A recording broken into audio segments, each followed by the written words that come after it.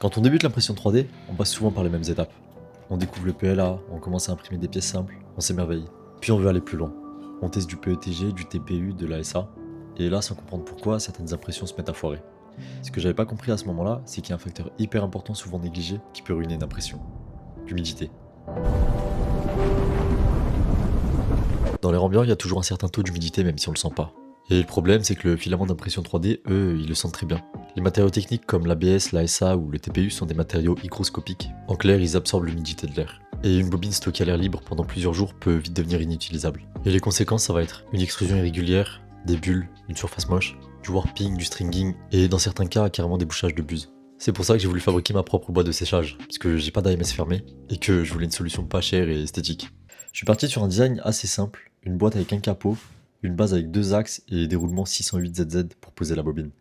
Un espace pour le silica gel qui va absorber l'humidité, un capteur DHT22 pour récupérer les infos sur le taux d'humidité dans l'air de la box, un écran OLED en 0,96 pouces pour afficher les informations du capteur, un connecteur pneumatique PC4M10 pour le tube PTFE pour imprimer directement depuis la box, et forcément un Arduino Nano pour le microcontrôleur.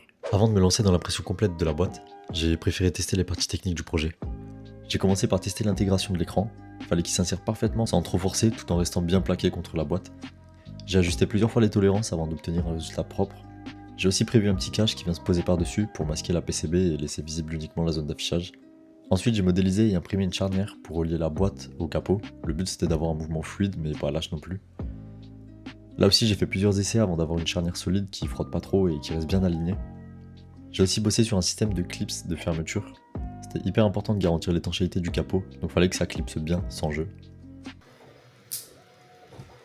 J'ai ensuite fait un test pour le passage du capteur DHT22 en m'assurant qu'il s'emboîte parfaitement sans bouger. Pour l'Arduino Nano, j'ai opté pour une fixation ultra simple, pas de vis, pas de support, il tient uniquement par friction dans son logement. J'ai conçu une encoche légèrement plus petite que la PCB, ce qui permet à l'Arduino de s'y insérer en force. Les parois sont assez serrées pour qu'il bouge pas une fois en place. J'ai aussi modélisé un filetage imprimé en 3D pour accueillir le connecteur pneumatique. Là c'était kit ou double. Le filetage devait être suffisamment précis pour se visser correctement, sans foirer au premier serrage. Spoiler, ça a fonctionné nickel. Autre point essentiel que j'ai voulu tester avant de tout imprimer, c'est le système d'axe avec les roulements. J'ai modélisé un petit support pour insérer les roulements et tester leur tolérance. L'idée c'est que seule la bague intérieure tourne librement. Tous ces tests m'ont permis d'ajuster mes modèles 3D avant la grosse impression, et ça m'a fait gagner un temps fou pour la suite.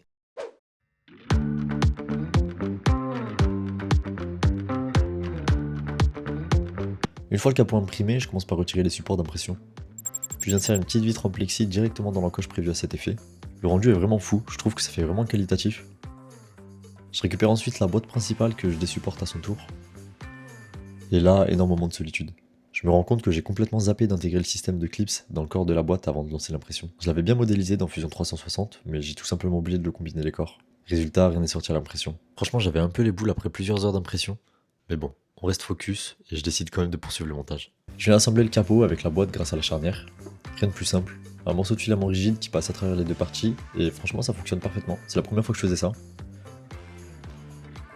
Pour garantir une bonne étanchéité entre la boîte et le capot, j'ai imprimé un joint TPU qui vient se loger dans une encoche. Je continue l'assemblage en récupérant les deux axes que j'ai imprimés. J'ajoute les roulements à billes, puis je viens les insérer à leur emplacement à l'intérieur de la box.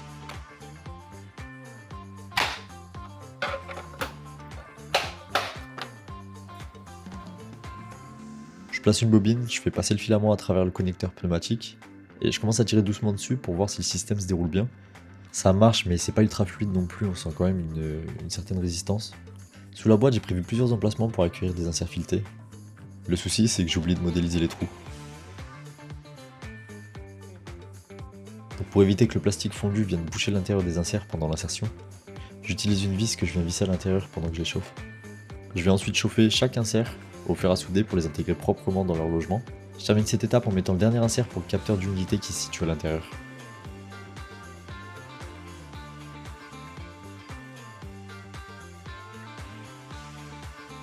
Ensuite, place au câblage. Le montage est assez simple, mais il faut rester un minimum rigoureux si on veut éviter les erreurs. Je commence par le capteur d'humidité qui a 3 pins, VCC, GND et data. VCC, je le connecte au 5V de l'Arduino, GND au GND évidemment, et la broche data, elle, va sur l'entrée D2 de l'Arduino. C'est par ce pin que le capteur va envoyer les données de température et d'humidité. Ensuite, je branche l'écran qui utilise le protocole I2C, il a 4 entrées, VCC que je relie aussi au 5V de l'Arduino, GND au GND, Puis SDA, la ligne de données que je connecte au pin A4, et SCL, la ligne d'horloge au pin A5.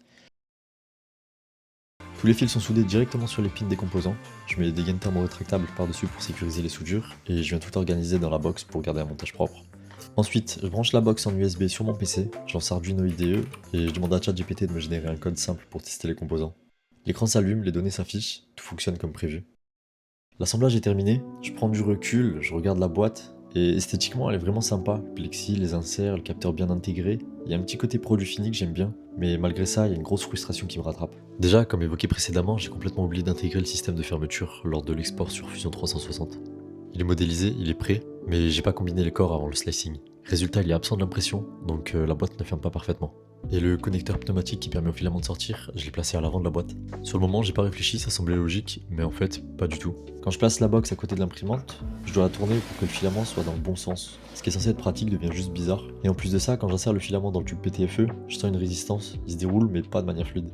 Et ça, pour un projet qui est censé améliorer le workflow d'impression, c'est un peu un problème.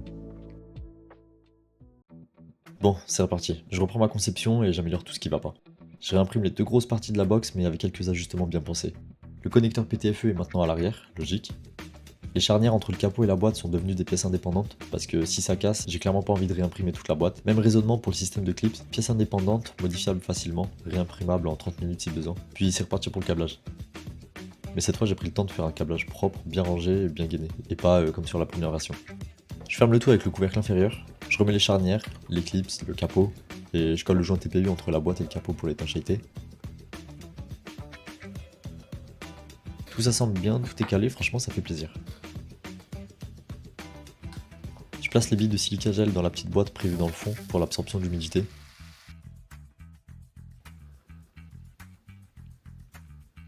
Je visse le connecteur pneumatique à l'arrière de la box, et là, le boîtier est terminé. Et cette fois il y a un vrai truc, c'est pas juste fonctionnel. C'est beau, c'est clean, c'est net. Pour le coup esthétiquement je suis assez satisfait.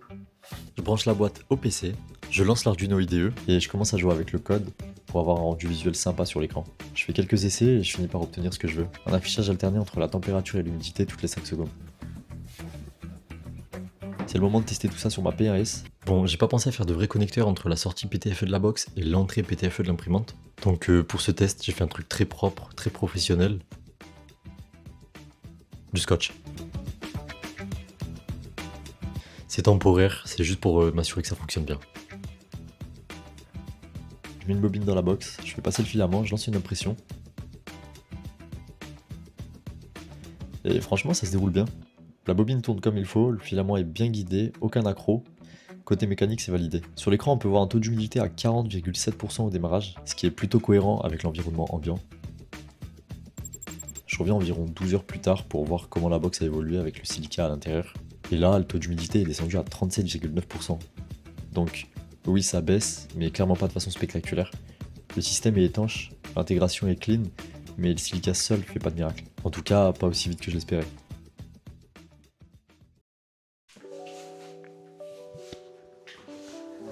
Franchement, je suis partagé.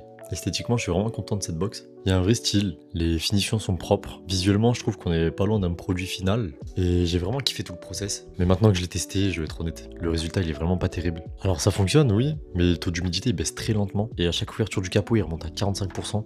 C'est vraiment frustrant. Alors, est-ce que le projet est un échec? Je dirais non, pas du tout. Parce que j'ai appris énormément en modélisation, en tolérance mécanique, en électronique, en assemblage. Et rien que pour ça, ça valait le coup. Mais maintenant, est-ce que ça vaut le coup de construire cette version aujourd'hui? Clairement pas. Elle a de bonnes idées, mais le résultat n'est pas au niveau. Et c'est pour ça que j'ai déjà commencé à bosser sur une V2. Et là, ça va être autre chose. On parle d'un système de chauffe intégré, une ventilation active, une interface avec encodeur rotatif, et pourquoi pas différents profils de séchage en fonction des filaments. Donc en gros, un bon projet évolutif. Et comme d'hab, j'ai tout documenté ici, en vidéo. Donc si vous voulez suivre la suite du projet, n'hésitez pas à vous abonner, à liker, et à commenter ce que vous auriez aimé voir dans cette box. C'était un gros taf, mais c'était hyper formateur, et j'espère que ça vous a plu. On se retrouve très vite pour la suite.